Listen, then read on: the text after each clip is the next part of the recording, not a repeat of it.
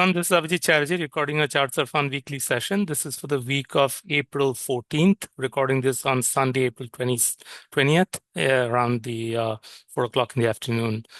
We know that the market has been extremely volatile and the bearish sentiment has pretty much reached a crescendo. We're going to talk about some of the bearish sentiment indicators.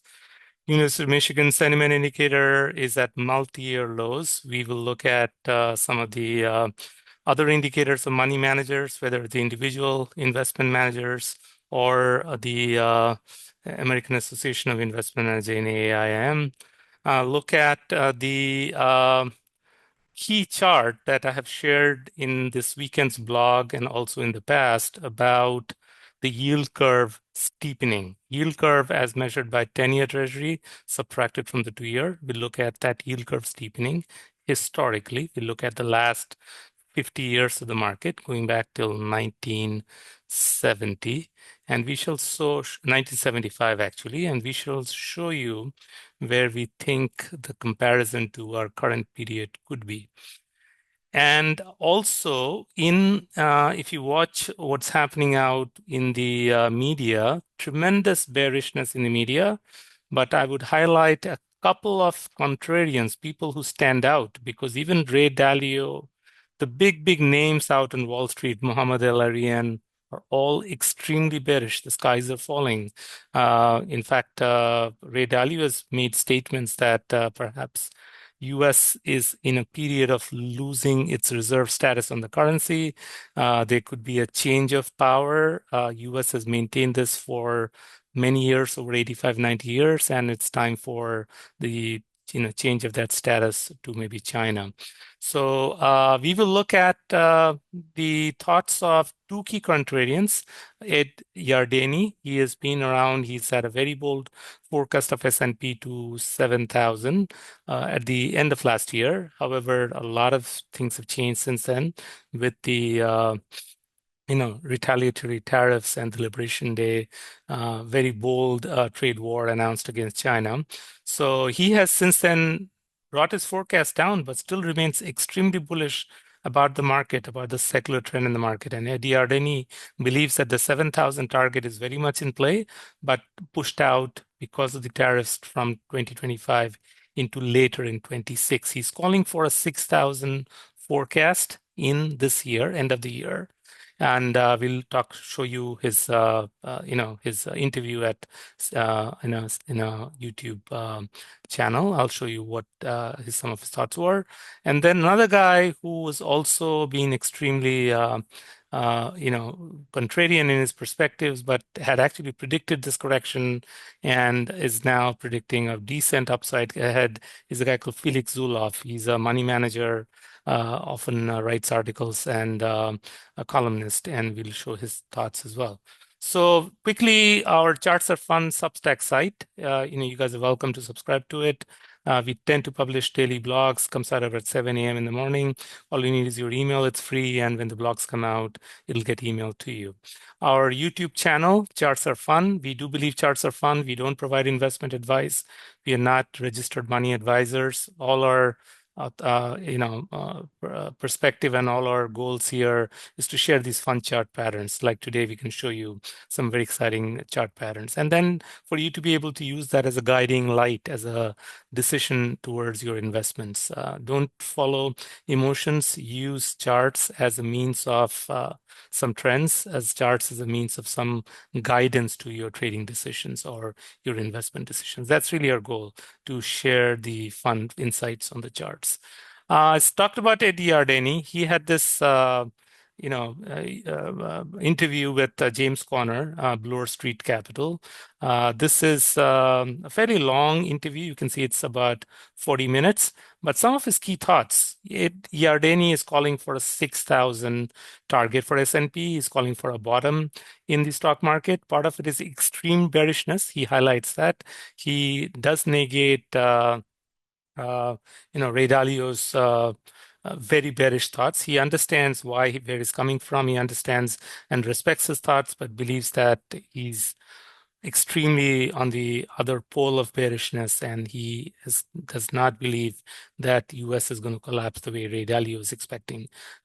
Going back to the Depression, going back to the 1930s, he doesn't see that coming, at least not at this point. He does talk about a forecast for S&P at 6,000. He lowered it down from 7,000 that he had projected end of last year. His projections are based on an earnings estimate for S&P 500 at 260 for the 2025, but then moving forward, he sees a 300 as the S&P earnings target, and using 20 multiple on the 300, he sees the 6,000 forecast. Now, as you know, the market discounts this, so that'll be a 26 earnings forecast of 300, but towards the end of the year, he believes the market environment will already start discounting this extreme fear that we are in. He talks about the tax policies. He talks about the stimulus expected in terms of pro-growth stimulus expected from President Trump. And he feels that later in the year, the market will start seeing some of the benefits of optimism and start discounting that 300 earnings target for next year, and hence expects by end of the year for S&P to get to 6,000. That's his forecast. Felix was out there. He is Felix Zulauf. He had a interview as well. That's also a pretty long interview for 42 minutes. I'll share both these links in the description. You guys can go check it out. But Felix's point was market is going to rebound back from here. He does not see the market break down any further. He believes that we've kind of getting close to a bottom. We may retest it sometime in the May timeframe. From there, start recovering, maybe have another pullback towards the October. So that's where I say keep some dry powder until fall, maybe have a pullback until the October timeframe. And then from there, market goes higher into 26, 27. He sees a reasonably good recovery in the markets for the next couple of years. That's his thoughts. So those are the two. I'll share those links and you guys can listen to it. But I wanted to highlight where the sentiment is. University of Michigan Sentiment, this is a monthly survey taken by the University of Michigan from consumers. And we can see that sentiments are weak in the levels of 50.8. The previous lower low was at 2022 bottom at 50. And going back many years, even in 2008, 2009 financial collapse, University of Michigan was not as low. It was in the 55s. It didn't hit 50. The previous low that it goes all the way back to early 1980, between 80 and 81. This is when the bear market ended, by the way. From 768 to 80 was a secular bear market, and then a huge secular bull market started from 80 to 2000. Typically, as Tom Bowley has highlighted, these secular bear market cycles are 12 to 13 years, and then the bull market cycles are 18 to 20 years. So we had the previous secular bull market from 80 to 2000. Then 2000 to 2013 was the next secular bear market. And then from 2013 for a 20-year period, at least for the next 8 years or so, we expect the secular bull trend to continue, which means till 2033 to 35, we can expect this bull market to continue higher highs. Now, we can see that University of Michigan sentiment is at an extreme low, as I said, getting close to the 80s, and it has been maintaining above those. In the past, it never came as low as what we have seen recently. The American Association of Individual Investors. These are, it's a survey that's conducted on a weekly basis. And these are more of investors like you and I, the smaller investors, not the big ones. And they've been extremely, extremely bearish. These are the percent of bears that have been surveyed. They are now at the levels that we saw back in the 2022 bottom. It had hit 60.8. We recently saw 60.6. We're hovering around 57, slightly lower, but in the March timeframe, we had hit 60.6, which is retesting that level. And then back in the 90s, we can see this is the Gulf War recession.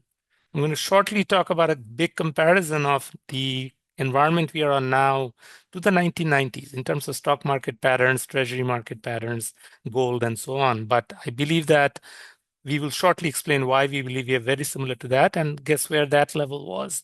The American Association of Individual Investor Bears War. It started around 87 was when this association formed. They started taking the weekly polls.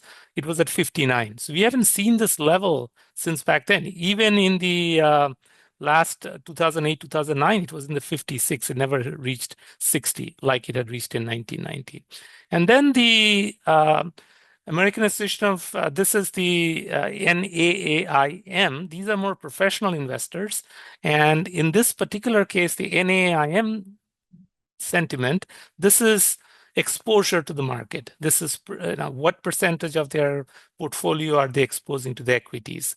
That is at a higher low. Interesting, over 22, 23, and now. This is a contrarian bullish sign.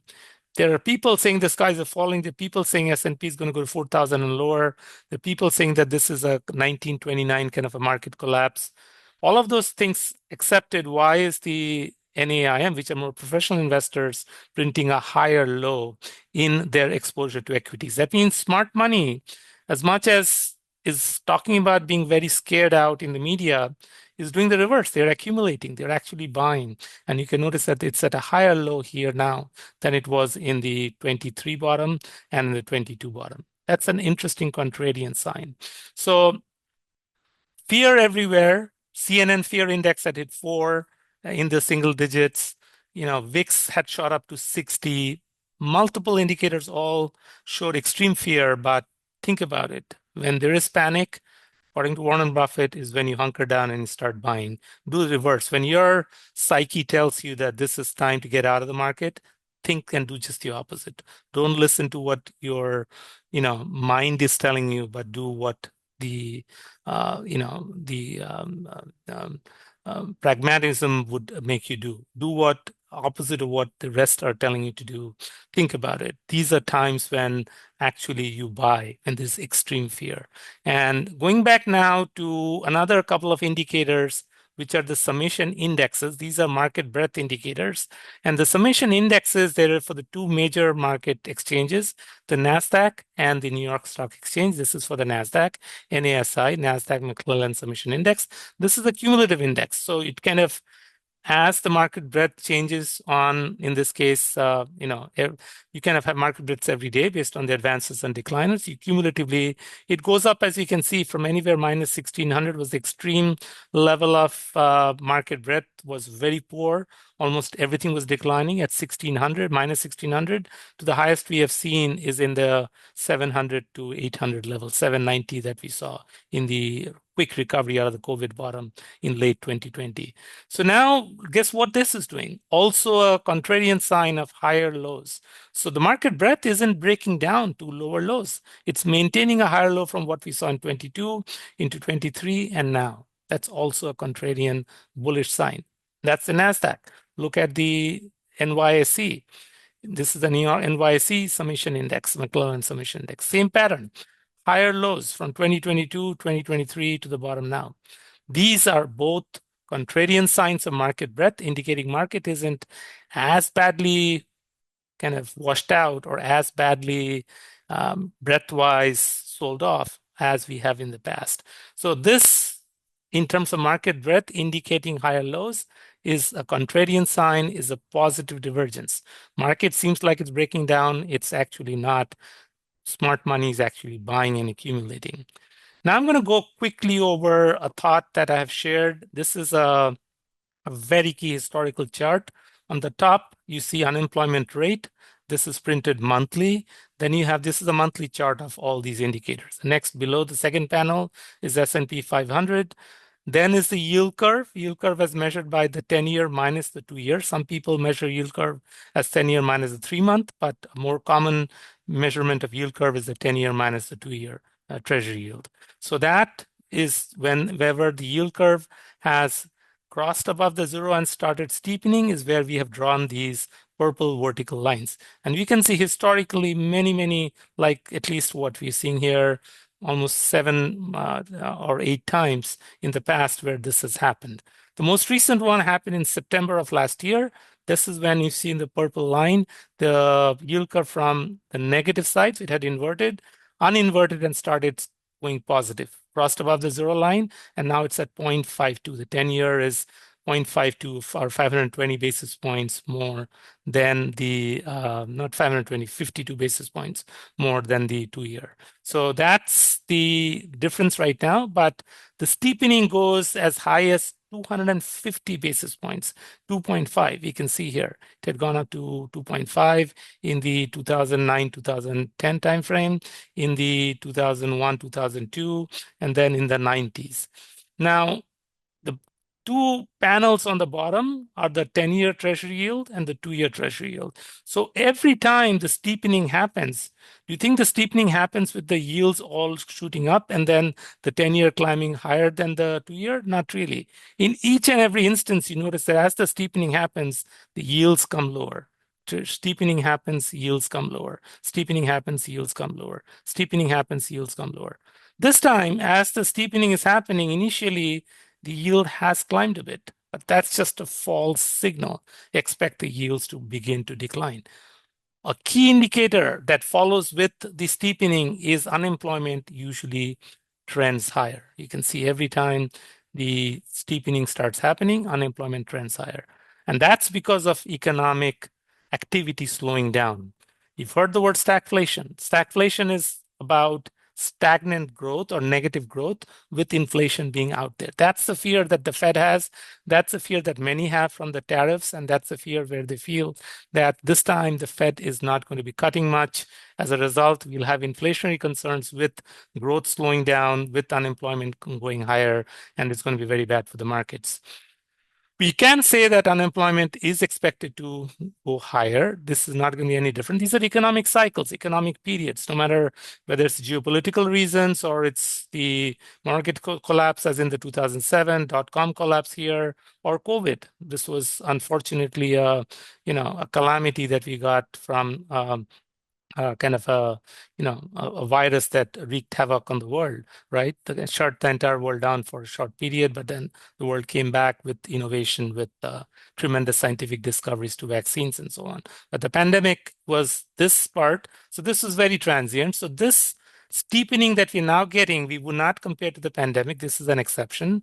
We're not going to compare to the 2007 to the 2009 or the 2000 to 2002 periods either. Why? Because those two are during a secular bear market.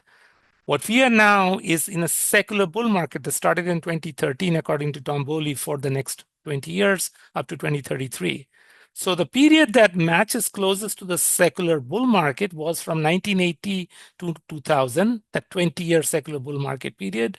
And during that time, in the midst of that, around 1990, we had a steepening of the yield curve, steepening quite a bit from 0 all the way to 250 basis points. And during that time, guess what happened to S&P? It only dipped for a short period. This was the year of the Gulf War. So in 1990, we got a recession, but a very short duration recession because of the Gulf War. But what helped the market in 1990 was aggressive cuts by the Fed. Of course, yields were much higher, from 9% came down towards almost, we'll show you the 10-year Treasury yield. It came down a lot. They were like almost 250 basis points of cuts by the Fed around that time period, almost 300 basis points of cuts.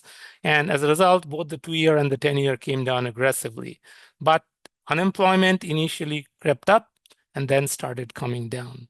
So we believe, yes, we could see, because of the tariff war, of the concerns, some slowdown in the economy, some unemployment creeping up, but then as we move forward, as the effects of the policies that are being put in place goes into effect, we will start seeing the unemployment come back down, and we will start seeing continued upside in the market. A very similar kind of a roaring 90s is what we are predicting.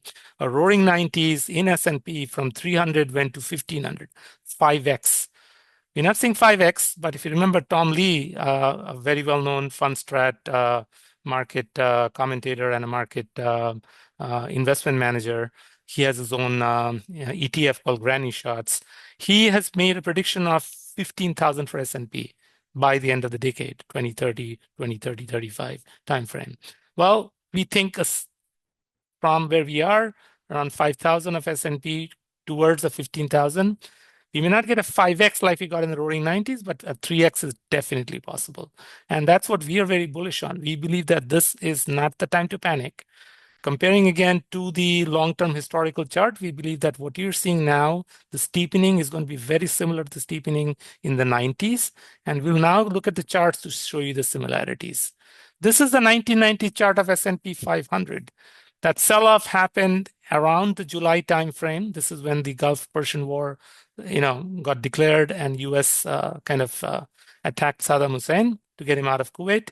369 S&P fell to 234. Guess what the percentage of the decline is? It's 369 to 294 was 21.4%. Guess what the decline was recently in the S&P's drop from 61.47 to 48.35? Exactly 21.4%. Is that a coincidence? Well, Mark Twain has said that the history doesn't repeat, but it rhymes, and call it a rhyming, perfect rhyming.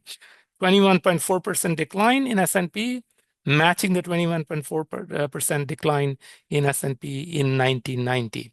Very sharp. It didn't take a long drag period to get to that. 20% is often called as a bear market. If you get a correction if it's less than 20, but once it crosses 20, they call it a bear market. So yes, this was a bear market, but a sharp and fast bear market. And from that 294 in the October, look at the recovery. The first attempt, it came in, it tried to test that 50-week moving average. It kind of couldn't succeed the first attempt, came back down, did not go all the way down to the 294. It went towards the retest of that August low near 306, 309. From there, it broke out higher and then kept climbing over the next couple of years to higher highs in the market. We believe something very similar is setting up. In the sense that, and by the way, when the decline happened, a few months before the peak happened at 369, look at this. It had come and tested the peak just a few months back at the beginning of the year, fell to the 319 level, it kind of started climbing higher highs and higher lows, and then to the point when it went to 369, look at the three successive tests of the top before it failed. Guess what S&P did in the recent past? We had that 6,000 level tested towards early December, fell to 57.73, 61.28, 61.47. Very similar to what we saw in the 90s. Several attempts towards that 360 level, and then from there it broke down in a waterfall fashion, in a very fast and abrupt fashion, 21.4%. Guess what? A waterfall decline, 21.4%, identical. Now, if we look at where do we think the market could head, we think that this is now going to start extreme oversold. MACD RSI hit below 30 on the weekly chart. We believe that we will go back and retest this 50-week moving average, just like we did back in 1990. We retested that 50-week. After the first retest, we will pull back. So we believe the same is expected. That 50-week is now near 5,700. 5,700 is where we believe we will. This is where, by the way, when we saw the breakdown, that's from where the waterfall breakdown happened towards late March into when the bottom happened in the first week of April. So we expect a resistance around the 57, it to test, and then a pullback. Perhaps that pullback comes and retests this level in the 5,300, maybe even 5,000. We don't expect the 48.35 is going to be breached. We think that's a beautiful Fibonacci number. We take the 61.47 and take a 78.6 of that, because it's a 21.4, so do 0.786 into 61.47, that gives you a 48.35, a beautiful Fibonacci number, 21.4, just matching the 21.4 that we got in 1990. So that's the expected on S&P. Now let's look at the 10-year yield. 10-year yield in 1990 had shot up to 9%, came back to 8.29, went up to 9% again. And then from the July timeframe, just when the market crash happened from July into August, very sharply the 10-year yield jumped up, retested that high, could not cross it, and then since then started declining into lower lows, lower highs. We believe something very similar is going to happen. We don't think 10-year yield is going to break above 4.8. That 4.8 that we saw in early January, We came back, we tried to go back to the 4.8, we did not. This was the Trump put, if you remember, on April 9th is when the Treasury yield shot up to 4.6%. And then we got the announcement of the 90-day pause on the tariffs. This was done, in many people say, because keeping the bond market in mind, smart money triggered off the bond selling, causing Trump to panic and saying he was not going to let, because remember, US has over 9 trillion of debt to refinance this year. 9 trillion of treasury debt plus another trillion or trillion of two of deficit that they need to finance with debt. That kind of 10 to 11 to 12 trillion of debt to be refinanced this year, US cannot have the 10-year yields shoot up that much. They're going to have to selling paper, and they want to cut down their interest payments on these debt. So their interest, and Scott Bessent has said that, our Treasury Secretary, is to see these yields come lower on the 10-year yield. And we believe, just like we saw back then, after the bottom peak, the bottom happened around October, but into the August, and then we see that the first low happened in the August timeframe, shot up a little bit, like rebound a little bit, and then the key core bottom happened in October.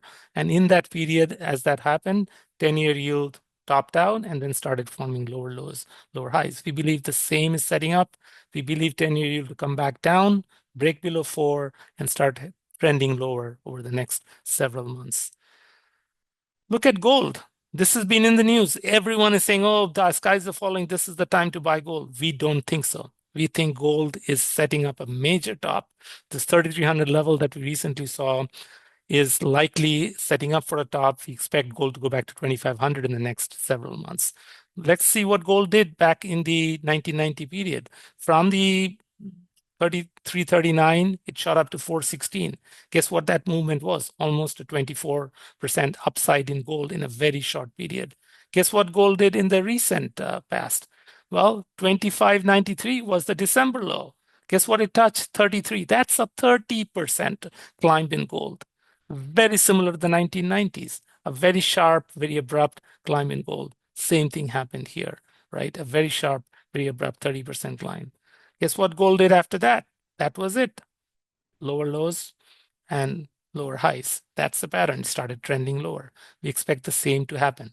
The start pattern of this, and guess where the rising 50-week moving average is? 2,600. This kind of a parabolic climb and then a decline towards that 26 to 2,500 is where we see gold headed. Finally, the fear gauge, the VIX. VIX was no different back then in 1990s. From 14 level, it shot up to the 36.5 level. Came back down to 20 and again shot up to 36. And it did not. The key message of the VIX is when VIX shoots up, 20 then becomes a base and it stays elevated for some time. In this case, from the August peak till the early 1991 peak around January, it stayed between the 20 and the 36 band.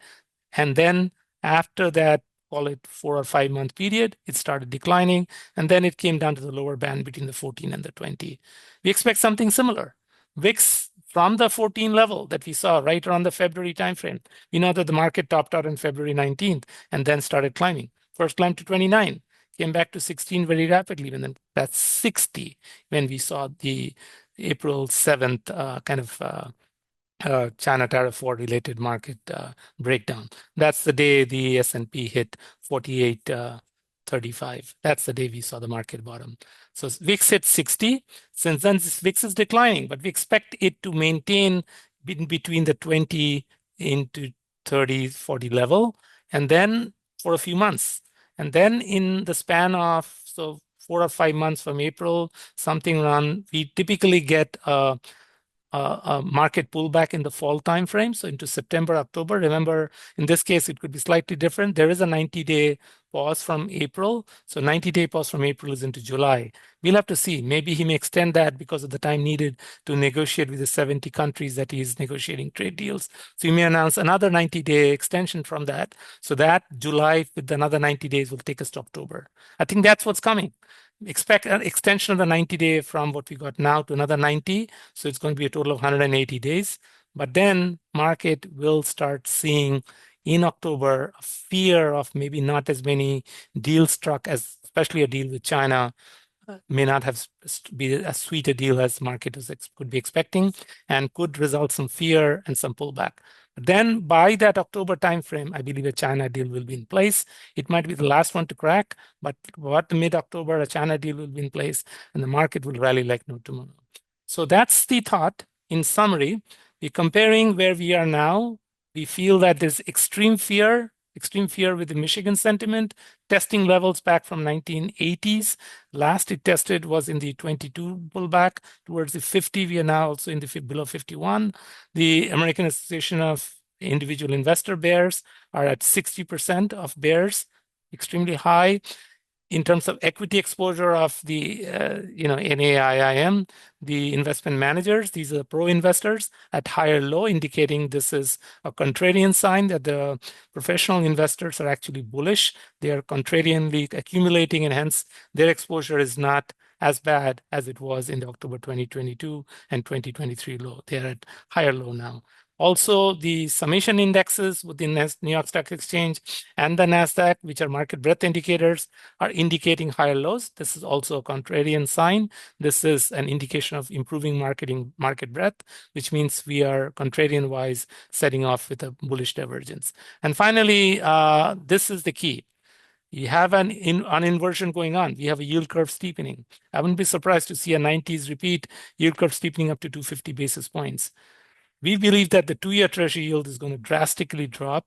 The 10-year will drop, but not as much as the 2-year yield. And 2-year yield will drop because perhaps a new Fed chair is going to be in place next year. Chair Powell's term ends in May of 2026, and the new Fed will likely help the market cutting rates down, and will, in that attempt, try to take long-term rates down as well, helps US finance the debt. Market conditions will be way more euphorist with respect to China deal and with respect to a much better trading environment across the world.